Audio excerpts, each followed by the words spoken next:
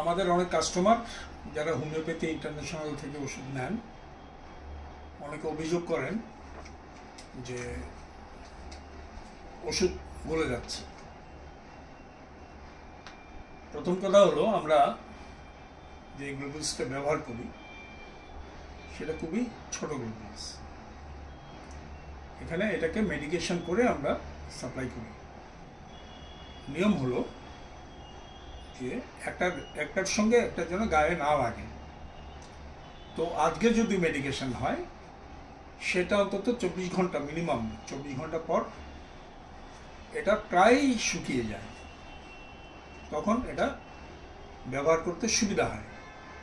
আমরা যখন রোগীকে ওষুধ দিই তখন এই যে গ্লোবুলসটা দেখা যাচ্ছে, এটা এই গ্লোবুলসের একটা মাত্র গ্লোবুলস দিয়ে ওষুধ বানাতে হয়।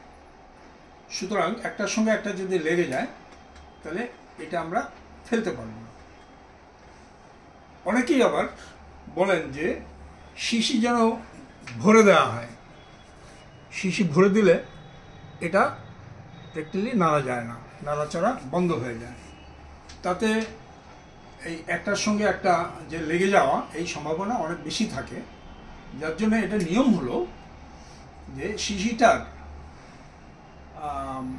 অনেকটা ফাঁকা রেখে তারপর ওষুধ দেয়া।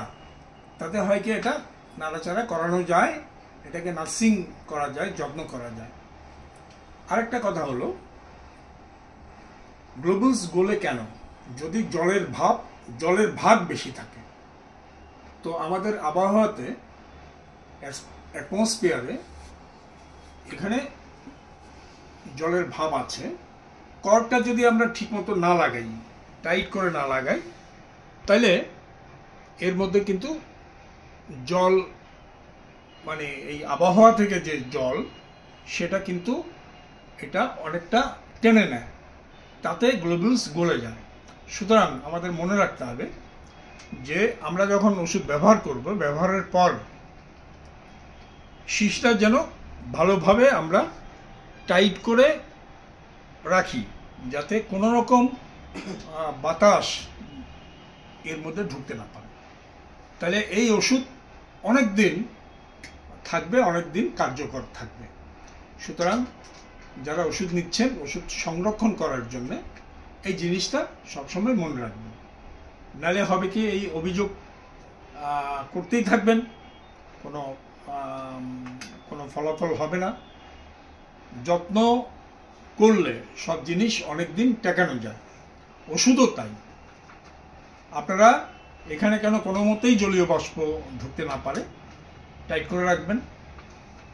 উপরে অংশ কিছুটা খালি রাখবেন, যাতে মাঝে মধ্যে নাড়াচাড়া করে দেওয়া যায়। তাহলে ঠিকভাবে ওষুধ সংরক্ষণ করা যাবে। অনেক ধন্যবাদ।